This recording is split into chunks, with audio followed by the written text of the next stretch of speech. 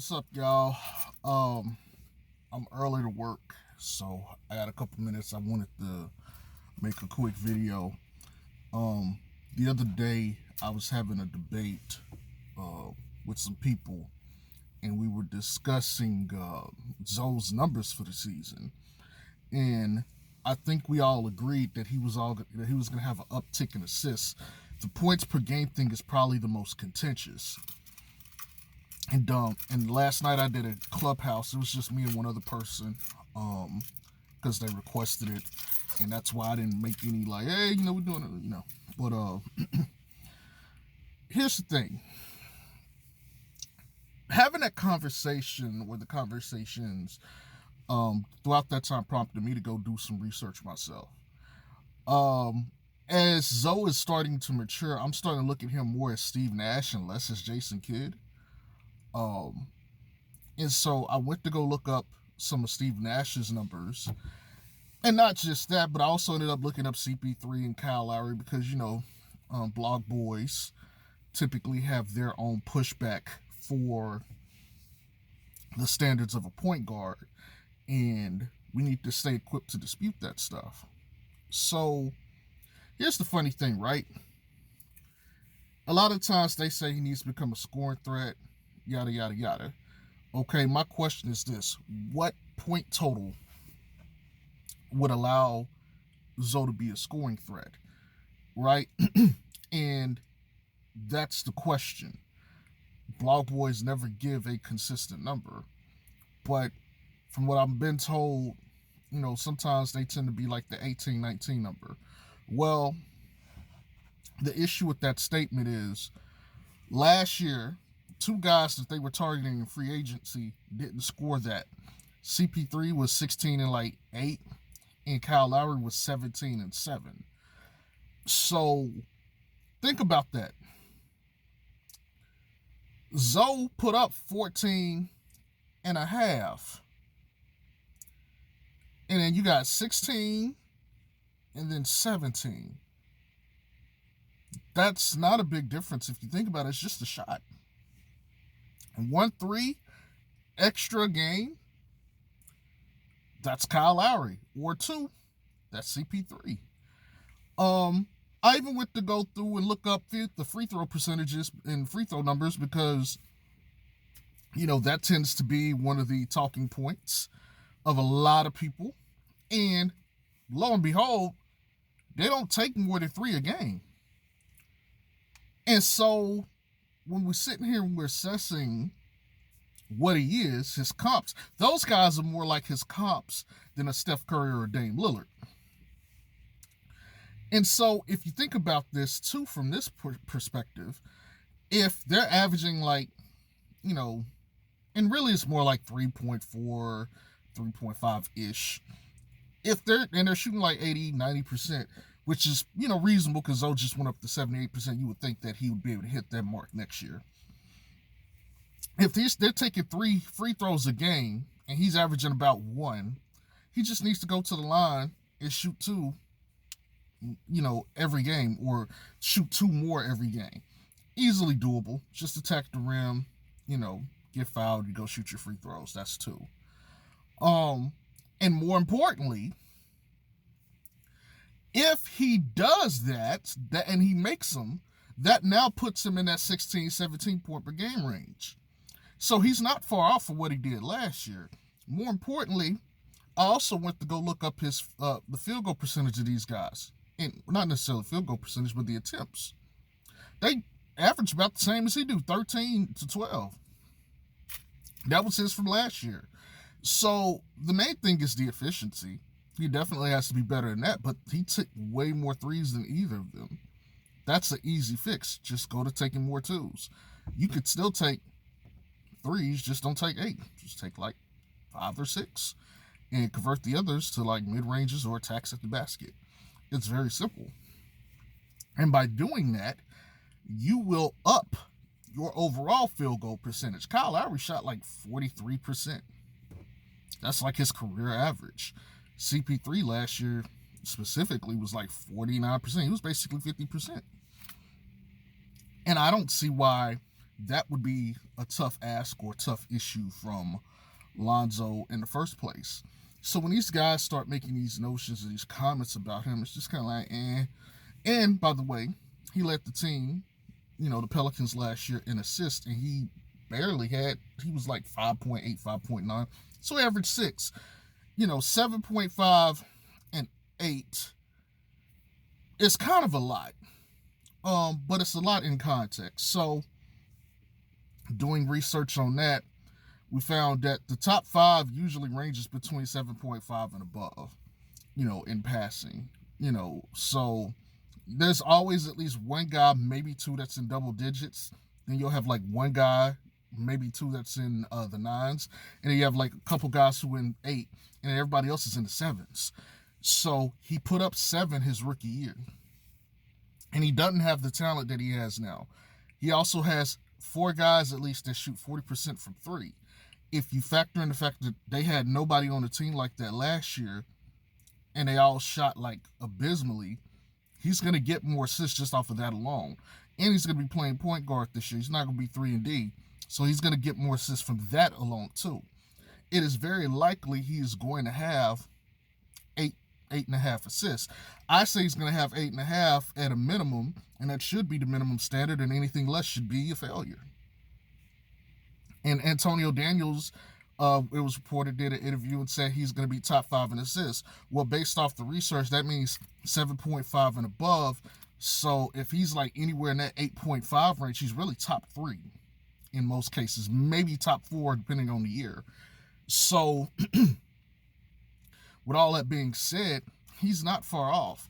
Factor in this too. UCLA, he put up 14, 7, and 5. That was his numbers, his long year at UCLA. This year he put up 14, 6, and 5. He's 1 assist off from that. Not very far.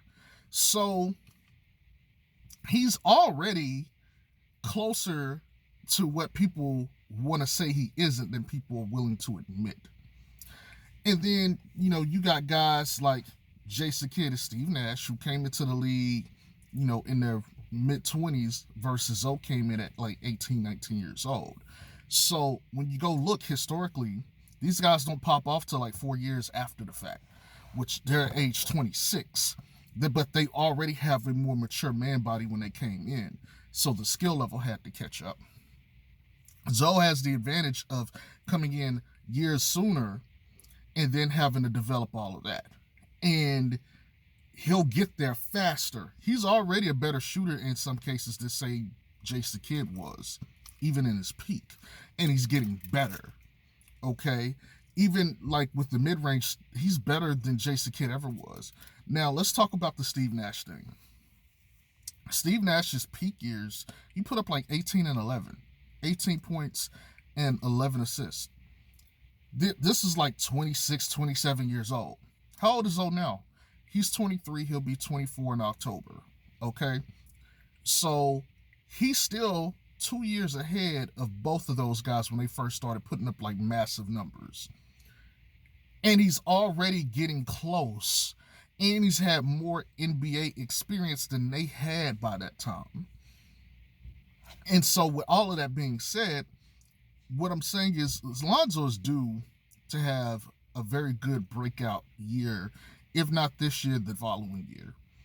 And even beyond that, he still has until he's 26 really to when you can start to say, okay.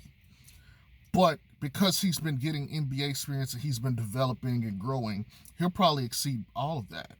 And being on a team where he's probably going to play fast and up and down, I imagine his assist numbers will like explode this year. And so when I think about, all of that put together, let me also add this one more point to the context, right? Lonzo Ball has been improving his mid-range consistently since he's been in New Orleans. He started taking more his first year. He took a lot more last year. And I think he was like 20-something% mid-range the first year. He's like 40% this past year. He should be around 45-50% this year. And if you guys have watched the videos that I posted on my channel of his workouts, you should be able to see that he's improving and working on that.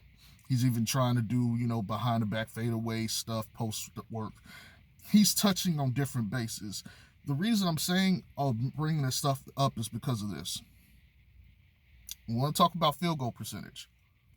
We want to talk about efficiency. We want to talk about, teams like New Orleans saying they want Kyle Lowry and CP3 and the stuff that they do in the playoffs. The mid-range jump shot, which is one of the things I want. That's the shot I want him to take the most this year.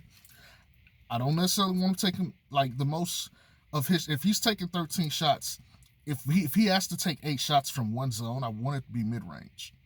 That's me. And I think that's going to be his go-to.